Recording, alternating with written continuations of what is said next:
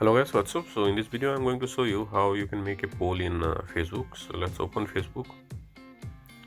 Here on your status update, just tap there and scroll down below. You can see poll. Tap there.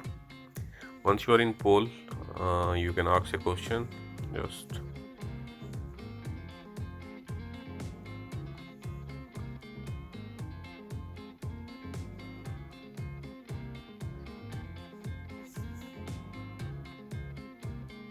then you can choose the answer.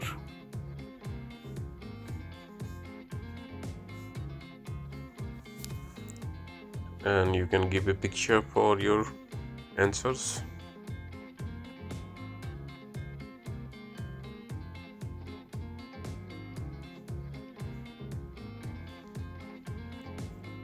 Okay, once you are done, you can choose a date for your poll to end, like 1 day, 1 week, custom. Just let it be 1 week and tap on share.